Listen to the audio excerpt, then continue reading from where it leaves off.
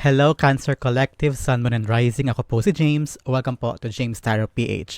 Diretso na po tayo sa inyong weekly reading for Feb 10 to Feb 16. Thank you nga po pala sa mga nag-like, nag-share, at saka nag-subscribe po sa ating channel. Tumalo na. Four of Cups ang inyong center of the reading. Again, thank you for your likes, shares, and subscriptions, and also for not skipping the ads. Thank you for your generosity at yung pong kapatuloy sa ating channel to give you free readings every week. So, let's start na. One final shuffle. Okay, i-take nyo lang po yung maka-resonate kayo and leave the rest. Use po your intuition so that malaman nyo yung pinaka-akmang messages para sa inyo this week. So, at the center, you have the Four of Cups. Hindi makapaghintay. In the area of what you want, you have the Seven of Wands. In the area of what you need, you have the Two of Swords. In the area of your recent past, you have the Ace of Swords. In the area of your near future, you have the King of Swords. Beautiful.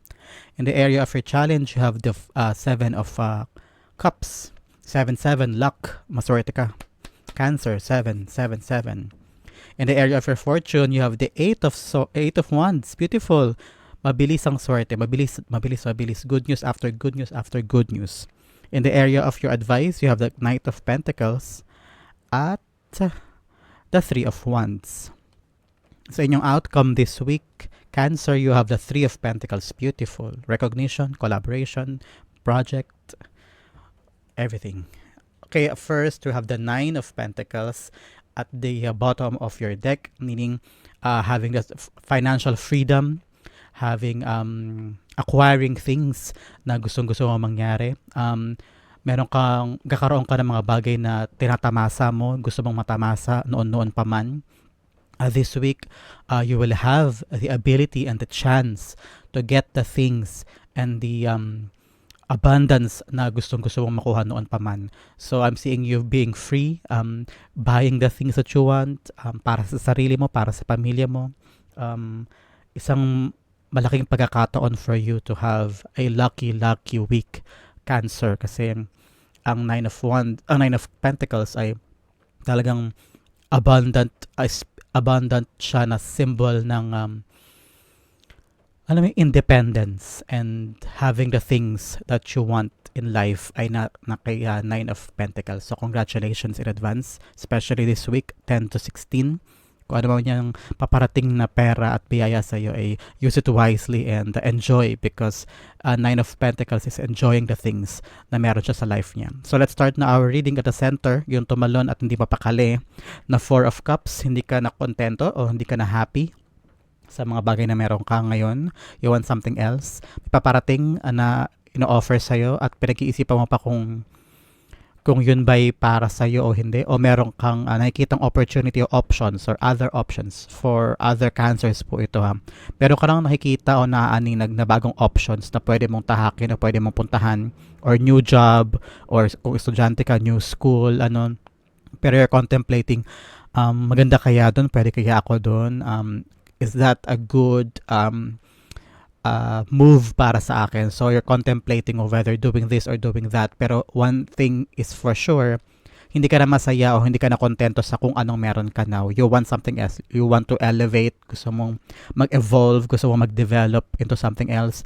If it's about a negosyo, you want to develop your negosyo. If it's about sa trabaho, talagang gusto mo nang lumipat. Gusto mo nang umalis. I'm seeing someone nag-i-inquire na sa ibang jobs kung saan siya pwedeng lumipat na may malaking sahod, o di kaya may mas maaluwan na schedule, o mas malapit sa kanyang bahay, mas madali yung transportation, o di kaya may mas mabait na boss, o mas maayos yung workplace. So, yan yung mga potentials na hinaharap mo with the Four of Cups now, Cancer.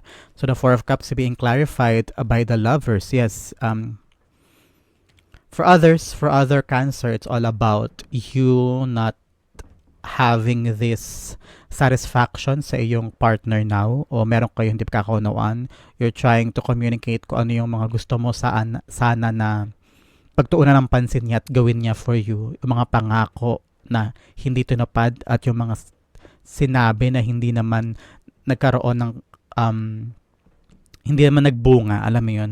Yung parang you're thinking, am I going to leave this partner na o hindi pa? But for others, it's about you choosing what you want, choosing yun sinisigaw talaga ng loob-loob mo, ng puso mo na I have to leave or I have to change or I have to transfer to another workplace or another city kung ikaw ay lilipat na ng bahay o lilipat na ng residency. But for others, I'm really seeing you choosing your own happiness, choosing kung ano yung parang pero talagang feel mo hindi ka na masaya dito, you want something else. So it's about choice. Lovers is about choice. So you really need to choose whether kung gagawin mo na to o hindi pa. So there are a lot of like questions sa timing and also sa preparedness mo in these changes. Okay, Cancer? Sa position ng what you want and what you need, you have the 7 of Wands in what you want. Gusto mo lang dumistansya sa mga taong ito? Gusto mo na parang lumayo o magkaroon ng boundaries o magkaroon ng fence bakod against them? You've had enough. I'm seeing tired ka na with this situation. Gusto mo na ng bagong environment, bagong hangin na mahihinga. Alam mo yun, yung parang start of something new in your life and ayaw mo na mag-dwell pa at paulit-ulit ka na lang na de-defend sa sarili mo against other people. So the 7 of Wands is being clarified by the Death card. Yes, you've had enough na. You want change. You want this to stop and let you go on with your life na. So the Death card is really about you transforming into this decision na parang enough na, I'm not taking this anymore. Gusto mo na ng bago, gusto mo na ng brand new start. But in the area of what you need, ito ang gusto mo eh. You want offense, you want backward, you want something else. But sabi sa'yo in the position of what you need 2 of Swords. Kailangan mo daw umaksyon. You need to choose. Hindi lang basta babakod na gusto mo o gusto mo lang ng pagbabago. You really need to take action. If you want change, make a concrete action to make a change para maabot tong mga defense o paglayo sa ibang tao na hindi na nakakabuti sa iyo o pagpunta doon sa mga lugar na gusto mo na magbibigay sa iyo ng bagong simula. So you really have to make a choice and do it now because pang mga tagalan parang pinapatagal mo pa yung pain and difficulty mo. So you really have to choose and timbangin mo kung ano yung right choice, right place, or right partner, or right kung ano po yung kailangan yung pagpilian sa dalawang bagay. And kailangan mo itong upuan. Kailangan mo itong pag-isipan. Okay? So, the 2 of Swords is being clarified by the Hanged Man. Yes, no delays na. There should be no delays in choosing with these things. Kailangan mo talaga itong pag-isipan ng mabuti. And also, like I've said kanina, kailangan mo upuan and think this through kasi si Hanged Man, binaliktad niya yung sarili niya. Nung bumaliktad siya, saka siya nagkaroon ng enlightenment. Tinan mo laging may ilaw yung kanyang kaisipan. Kasi when this Hanged Man shifted his or her perspective, mas naging malinaw sa kanyang lahat. Mas nakita niya in a different lens yung problema o yung solusyon sa dapat niyang gawin o kung paano siya mamimili. So, really have to change your perspective, ask other people for advices so that mas makikita mo ng buo yung dapat mong gawin. Okay? In the position of your recent past, you have the Ace of Swords. There was a clarity or a communication na parang aha moment, parang yun pa lang nangyari. May nalaman ka about something, information, a communication within a partner siguro, or a boss, or a workmates, and nagkaroon ka ng desisyon na okay, hindi na ako masaya, I have to move on. I have a choice to move forward and find something else. So nagkaroon ka ng dating communication or a new enlightenment about a certain endeavor sa life mo, and you chose to move forward and have something else. So the Ace of Swords is being clarified by the Hierophant. Parang ano to spiritual enlightenment. You were given that insight at saka kutob sa sarili mo na okay, hindi na ako masaya, hindi na to yung para sa akin. And you chose to listen to that intuition and to that message to you from the divine, and nagkaroon ka ng mental clarity na yes, this is not for me anymore. I have to move on and I'm choosing myself over other things, diba? In the area of your near future, Cancer, you have the King of Swords. you putting up the muscle and the effort to really choose yourself and do the things that you want. Malinaw sa ang lahat kung ano yung gusto mong gawin, kung ano yung gusto mong tahakin. It was really clear to you and you have this immense power para gawin yung gusto mong gawin. Puputulin mo na yung connection mo dun sa mga toxic o dun sa mga bagay na hindi na nakaka-work for you. Halimbawa, partner o kaya mga katrabaho, buo na yung loob mo at hindi ka na nakikinig sa sasabihin ng iba. I mean, you've made up your mind and I'm seeing you pinaninindigan mo yung decision mo in the near future. And I'm seeing you very happy with the decision kasi parang naging magaan ang lahat for you. So the King of Swords being clarified by the Chariot. Wow, after mo manindigan sa decision mo to walk away and to choose yourself and be independent and choosing your happiness over the things and people na hindi na talaga mahalaga sa'yo, everything will work out just fine for you. Aarangkada ka na since after this. Magdadire-diretso na yung swerte mo o yung life mo. Like I've said, gagaan ng lahat. You feel like lahat nagiging maayos na, smooth sailing ka na after this. So congratulations, Cancer. But your challenge this week with this choice and this choice to move away, marami kang magiging options. Marami kang nai-imagine na ways o paraan or pagkakataon to do other things. So parang gusto mo tong gawin kasi nga you want something new, 'di ba? So you're trying some other ideas. So marami kang gustong puntahan o trabahong gustong gawin o hobbies o bagong mga places na pagkakaabalahan mo. So the challenge for you is to really think this through. Mamili ka lang din ng mga bagay na alam mong doable, workable, yung kaya ng budget mo, of course. And also spiritually, mentally, handa ka. Because you can't do all of this just na parang dahil gusto mo lang. You really have to be prepared in doing this para hindi rin masayang ang oras mo, pera mo, and your money, hindi ba? So, ang problema sa'yo ay really take this imagination into reality and make sure na kaya mo siyang gawin at panindigan. So, really, ang maganda dyan, problema mo, marami kang options, marami kang choices. So, you just have to pick the right ones na mag-work for you. So the Seven of Cups being clarified by the Two of Pentacles, balance talaga. Kailangan mo daw balansehin. Ano ba ang importante at ano ang hindi? Ano ang mag-work, ano ang hindi?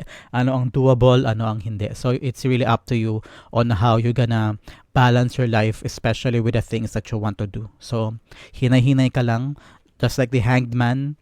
Kailangan mo ng new perspective para maisip mo kung ano yung mga dapat mong gawin at kung ano yung hindi muna sa ngayon, di ba? But in the area of your good fortune, it's a very beautiful card, the Eight of Wands. Good news after good news after good news after good news. These are things na darating sa'yo ng mabilisan at sunod-sunod. Since sa position siya ng good news at ng fortune, talagang this is something that will make you so happy. So good news after good news, probably sa workplace, malalaman mo mataas pa yung sweldo, maganda yung pasahod, mabait yung boss, madaling puntahan, madali lang yung transportation, yung mga ganun, yung parang unti-unti mo makikita na maganda pala yung decision ko na piliin yung sarili ko o piliin yung fourth cup o piliin yung something else for me. Tama pala yung choice ko na umalis o tama pala yung choice ko na iwan na siya, maganon. Kasi makikita mo, mas maraming bagay na darating sa'yo when you let go of the things na hindi na nag-work out for you. Parang you're making space for something else to come in at doon papasok yung mga Eight of Wands na to for you. So congratulations. The Eight of Wands being clarified by the Star. Whatever you wished for will come true. Whatever you manifested will come true. You are being guided by the divine, and I'm also hearing the words, you are on the right path.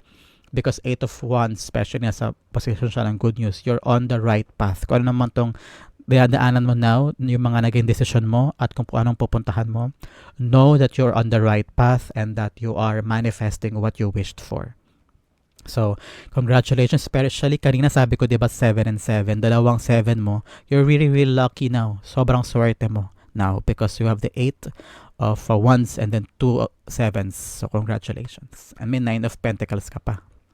In the area of your divine advice, you have the Knight of Pentacles and the 3 of Wands.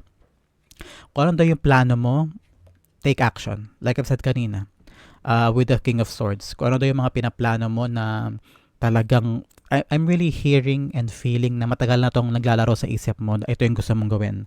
So in order for that to take into fruition, you really have to work on it. Actionan mo na, nandyan na siya, darating na siya. So I'm seeing naman na handa ka na handa ka na sa move na to, handa ka na to do it. So plan meticulously and then take action on it kasi nandyan na yung hinihintay mo na paglayo o pag-alis o pagsisimula ng bagong cycle sa life mo. So the Knight of Pentacles being clarified by the Three of Swords.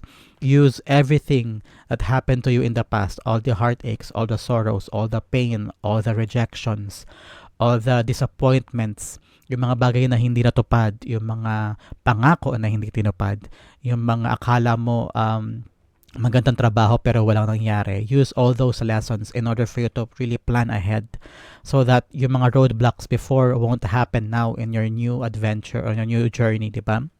So it will really help you. Huwag mong pangilagan yung mga pains and traumas and sorrows sa dinaanan mo because you can use those lessons in order for you to move forward. So the Three of Wands is being clarified by the High Priestess. Use your intuition, trust yourself, and know na kung minsan sa journey na gagawin natin, minsan hindi natin kailangan alam lahat o hindi natin kailangan expert tayo sa gagawin natin. Just have to take that first step and do what you can, do your best, and kung minsan we can learn things as we go along, and that is like the beauty of life. Mga excitement yun for you. You learn as you go along with life, and you just need to trust yourself and trust your inner knowing that you are guided, that you are protected, and that this path na pupuntahan mo ay destined to sa'yo. So just be more faithful, be spiritual, pray more in this journey, and nothing won't happen bad to you. So just have to cling into your faith and pray more and do what you can, do your best, and have that self-confidence and trust in yourself that you are enough and that you can do whatever you want in life as long as you're doing the right things and doing things with your clean and clear intentions, diba? So bago tayo puntahan itong outcome mo na Three of Pentacles na napakaganda, let's have additional messages from the Divine. First, we have number 19. Kung nakita po kayo ng number 19 or number of significance siya for you or birthday mo, this is a confirmation that this reading is really for you. And if you've seen dogs, aso, anywhere, pictures, internet, personal, o napag-usapan ninyo, o nakakita kayo anywhere, this is a confirmation that this message is for you. Be loyal to what you love. Yeah, choose yourself. Love yourself, choose yourself, and you can be loyal to yourself, so that you will have the happiness na hindi kayang ibigay ng ibang tao sa'yo. You have this Nine of Pentacles energy, enjoying your own happiness, enjoying your own company, your own luxury, your own success, diba? Being independent and free from all of things. And a second message is a win-win outcome is forecast. So this is a confirmation na magtatagumpay ka sa gagawin mo na ito. Another message, valiant courage, take action with passion. Like I've said, take action. Be valiant. Maging matapang ka daw sa pagsuong mo sa new life mo. Kung ano yung balak mong gawin, take action. Be brave enough to do it, and huwag kang panghinaan ng loob, and you will get through it. So your outcome this week, Cancer, you have the Three of Pentacles. Napakaganda. Work, collaboration, you seeing your success in a certain group. I'm seeing you joining another group, joining another community. Parang I'm seeing someone, an older Cancer, trying Zumba now with the new people, trying parang bingo community. Yung mga bagong community na dating hindi mo sinasalihan o hindi mo ginagawa, now you're gonna try it. Parang a new environment for you.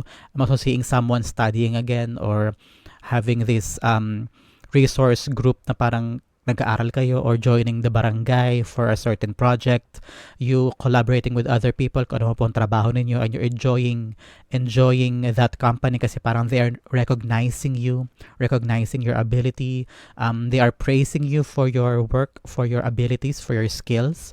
So I'm seeing you enjoying this company, and parang nagkakaroon ka ng bagong skills, nakikilala mo yung sarili mo much better, and you're enjoying life rather than sa mga pinagdaanan mo in the past. So, i-clarify natin siya. the Three of Pentacles being clarified by the Page of Cups. Brand new surprise. Ito yung mga surpresang hindi mo inakalang darating sa'yo. So, after this good news and wish fulfillment and wish come through and having your freedom, I'm seeing you enjoying new things in life and matutuwa ka sa mga bagong paparating sa life mo kasi ito yung mga hindi mo inaasahang darating sa'yo.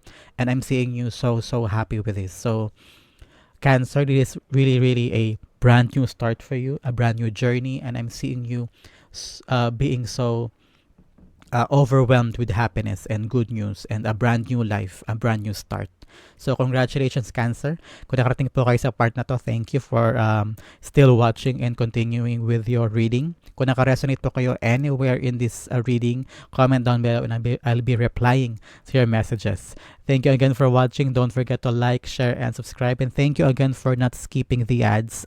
Thank you for your generosity. See you again next time for your weekly reading. This has been James for James Tyler PH. God bless everybody.